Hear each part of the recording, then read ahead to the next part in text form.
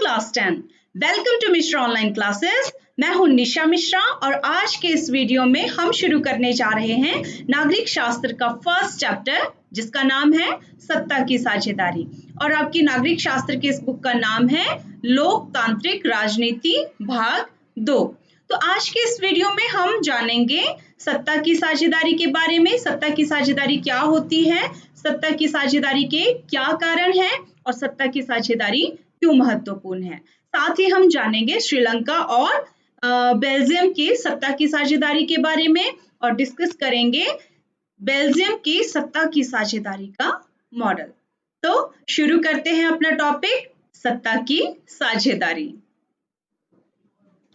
तो सबसे पहले हम जानेंगे सत्ता की साझेदारी के बारे में कि सत्ता की साझेदारी होती क्या है। सत्ता की साझेदारी एक ऐसी कुशल राजनीतिक पद्धति है जिसके द्वारा समाज के सभी वर्गों को देश की शासन प्रक्रिया में भागीदार बनाया जाता है। तो अब जानते हैं भारत में सत्ता की साझेदारी कैसी है। भारत में लोकतांत्रिक शासन व्यवस्था है। यहाँ के नागरिक सीधे मताधिकार के माध्यम से अपने प्रतिनिधि को चुनते हैं। लोगों द्वारा चुने हुए प्रतिनिधि एक सरकार को चुनते हैं। इस तरह से एक चुनी हुई सरकार रोजमर्रा का शासन चलाती है और नए नियम बनाती है या पुराने नियमों और कानूनों में संशोधन करती है। किसी भी लोकतंत्र में हर प्रकार की राजनीतिक शक्ति का स्रोत प्रजा होती है। यह लोकतंत्र का एक मूलभूत सिद्धांत है। ऐसी शासन व्यवस्था में लोग स्वराज की संस्थाओं के माध्यम से अपने आप पर शासन करते हैं। एक समुचित लोकतांत्रिक सरकार में समाज के विविध समूहों और मतों को उचित सम्मान दिया जाता है। जन नीतियों के निर्माण में हर नागरिक की आवाज सुनी जाती है। इसलिए लोकतंत्र में यह जरूरी हो जाता है कि राजनीतिक सत्ता का बंटवारा अधिक से अधिक नागरिकों के बीच में हो। इस लेसन में हम दो देशों की सत्ता की साझेदारी के बारे में चर्चा करेंगे और वो दो देश हैं बेल्जियम और श्रीलंका। तो सबसे पहले जानते हैं बेल्जियम के बारे में। बेल्जियम यूरोप का एक छोटा सा देश है और क्षेत्रफल की दृष्टि से हमारे हरियाणा से भी छोटा है और इसकी आबादी लगभग 1 करोड़ के करीब है, जो कि हरियाणा की आधी आबादी के बराबर है। और यहाँ पे इस मैप में आप देख रहे हैं जो ऑरेंज वाला पोर्शन है वो है ब्रुसेल्स। ब्रुसेल्स जो है वो बेल्जियम की राजधानी है। ये रेड जोन जो है ये वेलोन जोन है और यहाँ पे फ्रेंच भाषी लोग रहते हैं। जो येलो एरिया है ये फ्लेमिश एरिया है, यहाँ पे डच भाषा बोलने वाले लोग रहते हैं। और ब्लू कलर का जो एरिया है ये है जर्मन भाषा बोलने वाले लोगों का एरिया। इतने एरिया में जर्मन भाषा बोलने वाले लोग रहते हैं। अल्पसंख्यक फ्रेंच भाषी लोग तुलनात्मक रूप से ज्यादा समृद्ध और ताकतवर रहे हैं। बहुत बाद में जाकर आर्थिक विकास और शिक्षा का लाभ पाने वाले डच भाषी लोगों को इस स्थिति से नाराजगी थी। इसके चलते 1950 और 1960 के दशक में फ्रेंच और डच बोलने वाले समूहों के बीच तनाव बढ़ने लगा। इन दोनों समुदायों के टकराव का सबसे तीखा रूप ब्रसेल्स में देखा। यह एक विशेष प्रकार की समस्या थी। डच बोलने वाले लोग संख्या के हिसाब से अपेक्षाकृत ज्यादा थे, लेकिन धन और समृद्धि के मामले में कमजोर और अल्पमत में थे। इस स्थिति की तुलना एक और देश से करते हैं, श्रीलंका से। श्रीलंका की राजधानी कोलंबो है। श्रीलंका एक द्वीपीय देश है जो चारों तरफ से पानी से घिरा हुआ है और श्रीलंका भारत के दक्षिण में स्थित भारत का पड़ोसी देश है।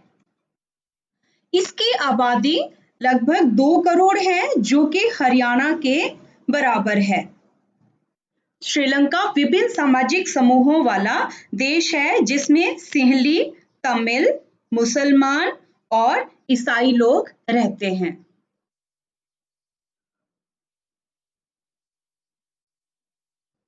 श्रीलंका में सबसे अधिक संख्या में सिंहली लोग रहते हैं और उसके बाद आते हैं तमिल। तमिल भी दो प्रकार के हैं। ये जो आप ऑरेंज एरिया देख रहे हैं ये है श्रीलंकाई तमिलों का, और डार्क ब्राउन एरिया जो है ये दर्शाता है भारतीय तमिलों का। भारतीय तमिल जो कि औपनिवेशिक शासनकाल में बागानों में काम करने के लिए भारत से लाए गए लोगों की संतान है, इसलिए इन्हें भारतीय तमिल कहा जाता है। और ये जो डॉट डॉट वाला एरिया है ये मुस्लिम आबादी को दर्शाता है। तो आप इस मैप में देख रहे हैं कि इसमें सबसे ज्यादा जनसंख्या किसकी है? सिंहलियों की, उसके बाद श्रीलंकाई तमिल, फिर भारतीय तमिल और उसके बाद मुसलमान, और कुछ संख्या में इसमें ईसाई लोग भी रहते हैं। अब जरा सोचिए, बेल्जियम में डच भाषी लोग अपनी बड़ी संख्या के बल पर फ्रेंच भाषी और जर्मन भाषी लोगों पर अपनी इच्छाएं थोप सकते थे। इससे उनके बीच की लड़ाई और बढ़ जाती। संभव था इससे देश बंट जाता और ब्रुसेल्स पर दोनों पक्ष अपना अपना दावा ठोकते। ठीक ऐसे ही श्रीलंका में सिंहली आबादी का बहुमत और ज्यादा था और वे लोग मुल्क में अपनी मनमानी चला सकते थे। आइए अब देखते हैं कि इन दोनों देशों में वास्तव में क्या-क्या हुआ। श्रीलंका 1948 को एक स्वतंत्र राष्ट्र बना। सिंहली समुदाय के नेताओं ने अपनी बहुसंख्या के बल पर शासन और प्रभुत्व जमाना चाहा और 1956 में उन्होंने एक कानून बनाया जिसके तहत तमिल को दरकिनार करके सिंहली को एकमात्र राजभाषा का उन्होंने दर्जा दिया। तो इससे क्या हुआ? इससे जो तमिल लोग थे उनमें नाराजगी और बेगानेपन की भावना ज्यादा बढ़ गई और उन्हें लगा कि जो बौद्ध धर्मावलंबी सिंहलियों के नेतृत्व वाली सारी राजनीतिक पार्टियां हैं वो उनकी भाषा और संस्कृति को लेकर क्या है? असंवेदनशील हैं। तो उन्हें अपने साथ भेदभाव जैसी स्थिति महसूस हो रही थी। तो इसके परिणाम स्वरूप क्या हुआ कि तमिल और सिंहली जो थे वो दो समुदायों में बट गए और इन दोनों समुदायों के जो संबंध थे आपस में वो और अधिक बिगड़ते चले गए। इसके बाद श्रीलंका में ये जो दो समुदाय थे इनमें पारस्परिक अविश्वास ने बड़े टकराव का रूप ले लिया और ये टकराव जो था ये किसका कारण बना? गृह युद्ध का ये कारण बना और दोनों पक्षों के हजारों लोग जो थे वो इस गृह युद्ध में मारे गए।